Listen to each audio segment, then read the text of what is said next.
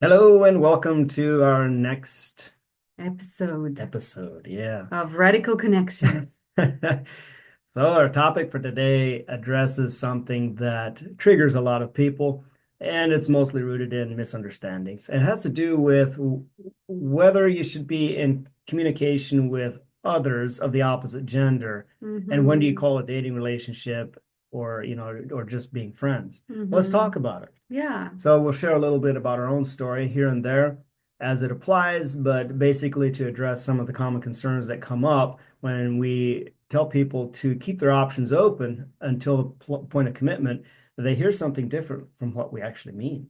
So we're going to Mm-hmm. bring some clarity to that and also perhaps set you free and bring you some encouragement on your journey. Mm-hmm. And so when we started, as far as our journey, before we really knew of each other or even thought anything about Mm-hmm. romantically committing to each other. We were having conversation with multiple people of the opposite gender, and it wasn't dating. Mm-hmm. It wasn't anything like that. It was just literally having scheduling a conversation to say hi, get to know them, and just get to know them on the front end. It wasn't a date. Well, at least we weren't committed to each other to where it was anything to break up from if we Mm-hmm. decided not to have another conversation. Yeah. And we were in a group that was, all doing that and following directions in that process. So everything was above board and done with integrity. And I interacted with everyone like as if I'm interacting with somebody else's future spouse with that level of honor and respect. Mm-hmm. And so in our singles group, we encourage our members to, connect with multiple people, be reaching out to each other and Yeah. Get to know each get to know each other. other. And for some, it's about practicing and leveling up their communication and their confidence in communicating. For others, it's just about meeting new people Mm-hmm. and getting out there and constantly staying sharp. It's not about practice and necessarily becoming better at something you're already doing, but about being intentional Mm-hmm. with actually getting to know people in a, dare I say, homework style Yeah. where you're intentional, you're actually Yeah. doing it. And so if you're already skillful, then you should be doing more of it because Mm-hmm. you're more efficient, right? Mm-hmm. And so what are some of the common objections that come up with women when they hear this and they're like, Yeah. if my guy was talking to multiple women, I wouldn't even consider having a conversation with him. Right. So, I think a lot of people have um, a mindset and also a programming from their cultures that if you're talking to someone, then you're dating them. And because of that, then you don't talk to anyone else. So if you're talking to one person of opposite gender, that means you're already committing to that person for a time of getting to know them. Well, so here's my thought on this. You can do that. And yet, if you are getting to know other people, first of all, you keeping your heart in check, right? Your emotions are not going to go all up and down because of that person. You're not getting attached yourself to that person prematurely because you don't know them yet. Then it's also giving you this new found freedom to see what other people are like. And listen, it is all on a friendship basis. You are not kissing them. You're not hugging them in the romantic way. You're not having sex with them. And not even necessarily becoming vulnerable with them and sharing your deepest innermost feelings. Not Yes, even that. We're just exactly. talking, getting to know a person on a superficial level and finding out what are their dreams in life Yeah. and what's important to them in life. And even on going deeper is really good too, because listen, we've been raised in this society in the way that we stay on such a thin surface, top surface layer, where there are multiple layers in friendship, even not just even the relationship, a friendship. And a lot of people are scared to go any deeper. They just stay on the super, super, super top layer. And so teaching how to be friends is very important. And why? Because when you become a friend with someone, you start seeing them in a different level. And that's what we've seen over and over again. When you see this person as your friend, then you talk to them differently. You actually open up about certain things in different, you become, or not become, you actually being yourself, true self with them. But when you are trying to date someone and impress them, and you are being on your best behavior and show your best things Just about, as soon as you put the dating label on it, there's expectations and yeah, the pressure to put on a good front to impress the other person. Where right. if you have nothing to prove, you're just friends. There's nothing. Of course, that can be challenging, It is, especially if there's yeah, attraction involved and you right. really want that person. That's absolutely not the easiest thing to do, for sure. We Absolutely. understand that. And that's why it's important until you get to that point where both of you are willing to commit to each other Yes. to some degree or another, Mm-hmm. whether engagement or otherwise, it's going to keep you in a healthy state Mm-hmm. by keeping your options open until you're ready to make that commitment to each other. Because Yeah. otherwise, you're going to become codependent and locked and loaded and Yes. suffocating on that person that you're attracted to. Yeah. And And blinded yeah, too. by getting out of the simply friendship zone too quickly with a person that you're simply attracted to, but you haven't defined the nuts and bolts of whether Yes. this is even a good match for you. Yes. And I know we've said in the past that until you're engaged, you shouldn't you should be communicating with multiple others of the opposite gender. Well, that we got some kickback on that, so we need to qualify what we mean when we say that. Mm-hmm. So if you're not willing to marry or at least pursue marriage with the person that you're communicating with, then you have no business calling it a saying that you're dating them.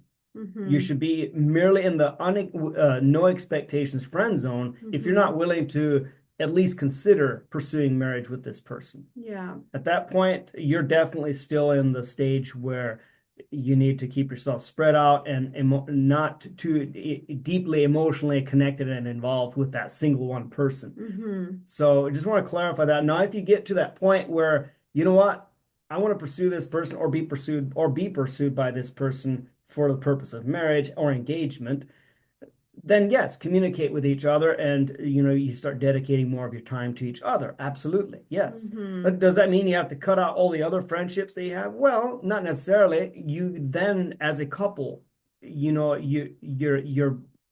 most Yeah. treasured valuable friends are now friends with you as a couple, right? Yeah. And so if the friendship is worth keeping, they now communicate with the That two of you that's with the opposite if gender. with the opposite gender. And Yeah. we have multiple friends that have since also gotten married, and now we're couples friends, and we go out on double Mm-hmm. dates. That's the result of following this process, like we share.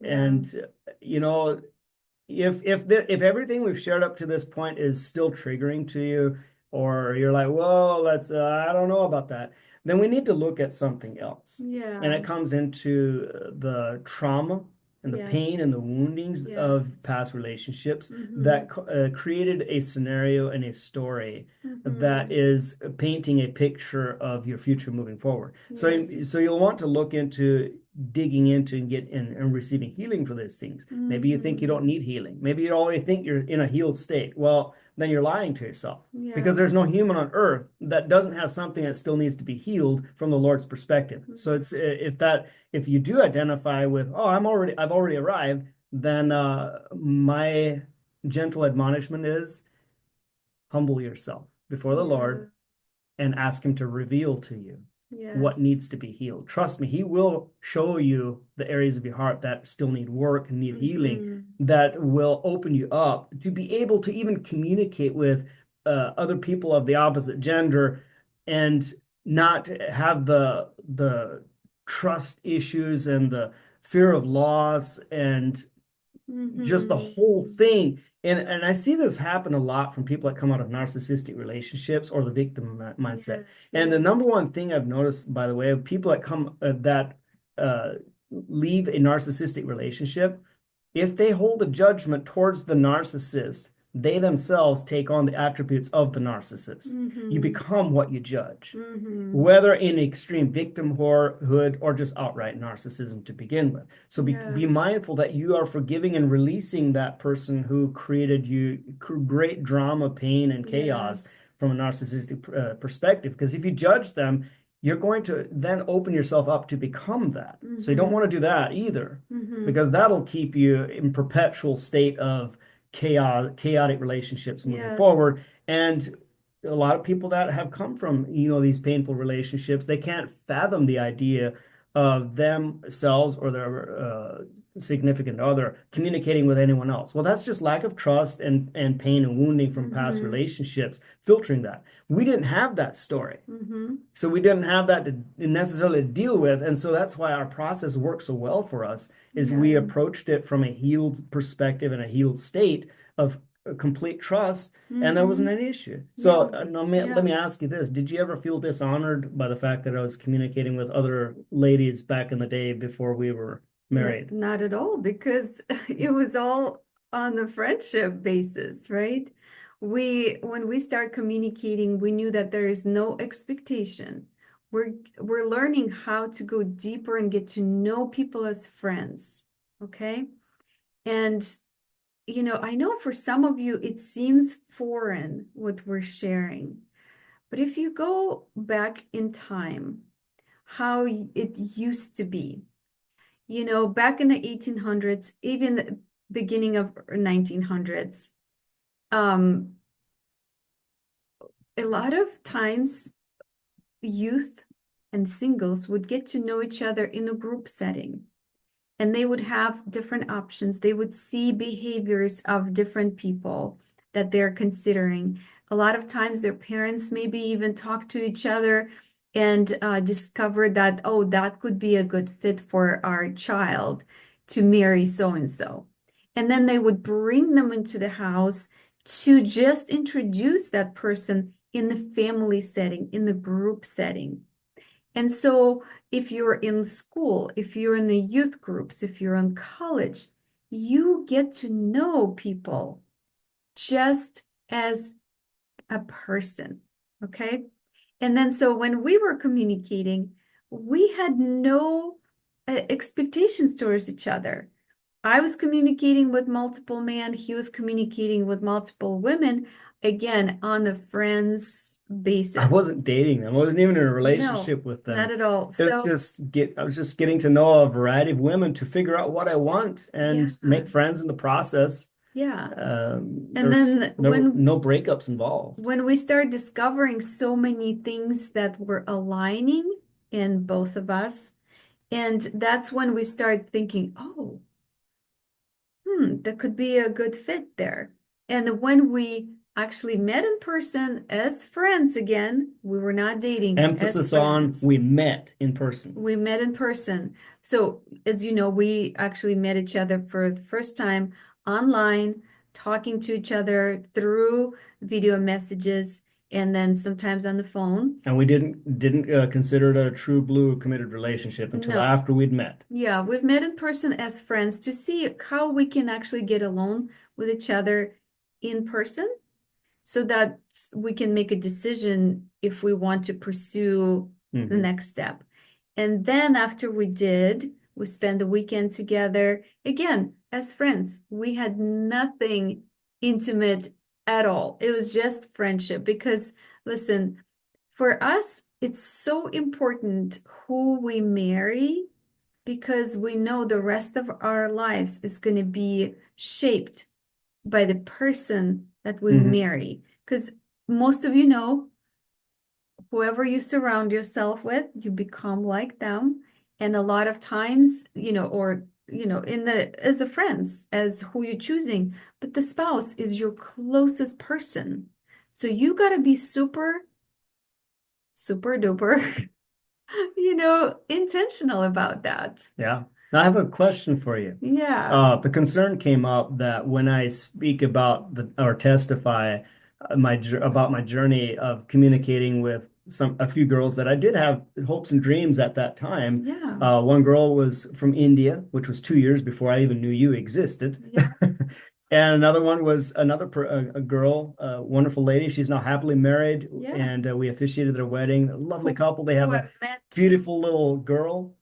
Yeah. Yeah, Yeah. we've gone on double dates together, and I was willing to pursue her. Yeah. And then there were some people that felt so sorry for you as I was talking about those Yeah. cases because they felt like poor Irina feels like she's not. I settled for her because the other two didn't work out. Yeah. It couldn't be further from the truth, but No. I'm so grateful it didn't work out. Hallelujah, praise God. I am so Yeah. grateful I got Irina because she is heads and shoulders a better match and a better fit for me than those two were. They were a Yeah. much better fit for who they ultimately ended up marrying otherwise. So I'd like you to speak into that as well. This is actually a really great thing that you brought up because what was when Jesse and I met and started getting to know each other. So he shared with me about that girl, and I got to know her as well. And she is so sweet. She's really great. I actually became friends with her too because I wanted to give him like a second Feedback. feedback in a way, you know? And, I was praying for them. I was like, Father, if this is your will for them, I'm praying for them. I thought they're great. And the one thing I wanted to share this with you. So Jessie said she's so cute. She's so pretty. So he went towards her because he was attracted to her physically. Okay. Yet he was attracted to me as well. And the think again, not in the oh my gosh, I want her. It was he thought I was cute as well. Okay. So let's put that out, out of the way. And so it was interesting because I was there praying for them and I was not looking at Jesse as a potential spouse. So I was doing it as a friend. All of that, what happened is that, that girl was actually doing action items too, as we were doing. And she said, you know what? I actually don't think it's a good fit because our missions are not aligning. How Well, wise she was. how wise of her to do that. And then obviously when she chose her husband, who is her husband now, Their missions align perfectly. they are aligning so beautifully, you guys. It's beautiful to see. Like we get teary eyes because we know how it is for others too, not just for us. So when God revealed to both of us, opened our eyes, opened towards each other, right? Mhm. Opened our veils, if you want to say, we saw each other as now, huh, this could be a good fit. We We had kind of to just discovered each discover. other. It Yeah. kind of dawned on us through our interactions on a mutual journey of Yes. communicating with a variety of people and looking for our spouse. Right. And there we were right in front of each other and didn't even Yeah. realize it. So for us, it was a discovery, and Jesse was praying for someone that I was going to go see in person as well. So we both were friends for each other Mhm. and really actually got to know each other's character. Yeah. We got to know each other's patterns of how do you support each other as a friend.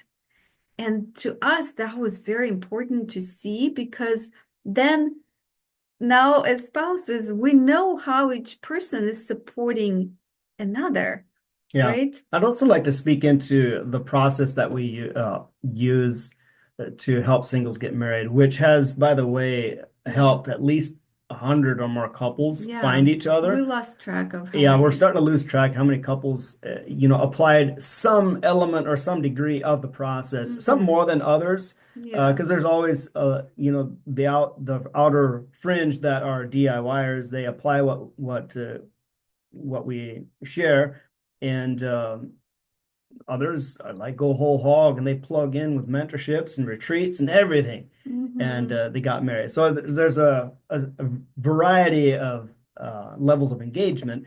in the process. However, we found that the process works for everyone without exception to the degree to which they work it Mm-hmm. and process through things that come up as they go through the process. Because the process reveals all the pain, the triggers, the trauma, and the wounding, Mm-hmm. and the mindsets, and the limiting beliefs, reveals all of that Mm-hmm. by design. And the what happens is oftentimes when those things come up, people it can be painful. Yeah, It can be tough. It can absolutely. be rough, and we can totally understand that. That is it.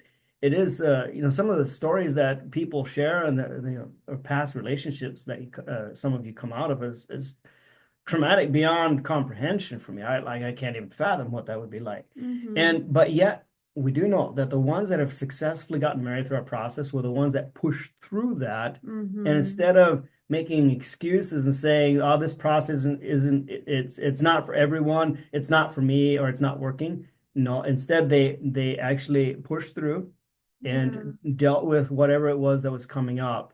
And in the process, they received a revelation that and an understanding that they hadn't Mm-hmm. considered before, and they actually broadened their horizons and opened up new possibilities. Yes. And they ended up getting married through it. So instead of leaving off the gas, they just pushed harder. But Mm-hmm. they did so because they also were in some at that level, that level of overcoming, they're usually in mentorship with Mm-hmm. somebody on our team. Mm-hmm. So we are not the creators of this process, by the way. Yeah. We are a product of the product. What got us married, we now also teach and share that with Mm-hmm. others.